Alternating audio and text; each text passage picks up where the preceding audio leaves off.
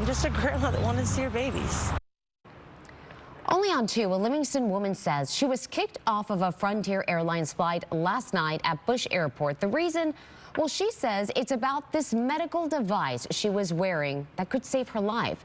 The woman says the airline employees would not allow her to wear that device that would give her a life-saving shock if her heart stops working. She asked the Click to Houston help desk for some help.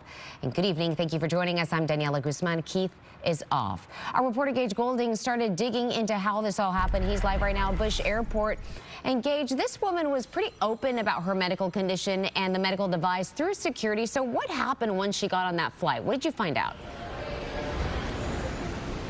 Yeah, hey, Danny, the FAA has a pretty blanket rule. There's a maximum battery capacity for any lithium-ion batteries. It's a 100 watt-hours. Not important. I'm going to explain why.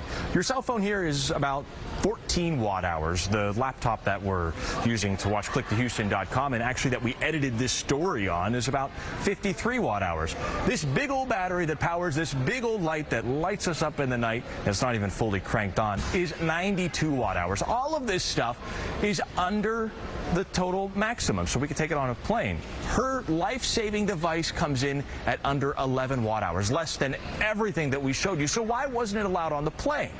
Take a look.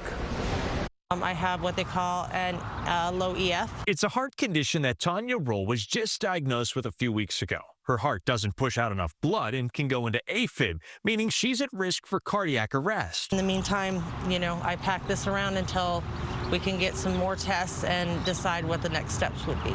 This is a little lifesaver, literally. A vest she wears under her shirt that's always watching, always tracking her heart rate, standing by to deliver a jolt if her heart were to stop working right. It's called a wearable cardiac defibrillator. They're made by a company called Zoll Medical. It's like an AED that you've seen hanging on the wall, just wearable. The manufacturer is saying they're safe to be worn on the airplane, and patients get that info when they get their device. So I can't fly this plane because I have a medical device. Not because the device you have is not on the approved list. So why was Tanya told she couldn't fly with the device? Mind you, she's on the plane filming this video, way past TSA.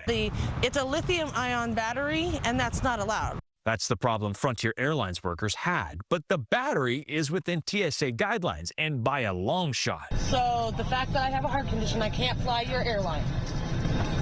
It's not because of the heart condition, it's because of the equipment. The explanation from Frontier?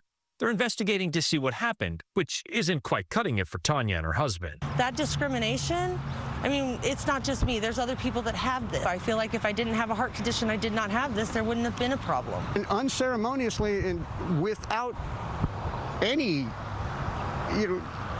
thought about the way that this would make someone feel on a crowded aircraft. All right, let's cut to the chase. Bottom line, there's actually no reason why the device shouldn't have been able to fly on the airplane. Frontier Airlines vows that they are conducting an internal investigation. They are working to get to the bottom of this. In the meantime, they offer Tanya and her husband a 100% refund for the flight, and they even offered to rebook her on the flight. Tanya, though, telling me in a follow-up conversation just a little bit ago that she doesn't think she's going to take Frontier up on that. She doesn't really have any confidence in Frontier at this point. I asked both the FAA and the TSA for input on this as well. They kind of did a little bit of finger pointing at one another.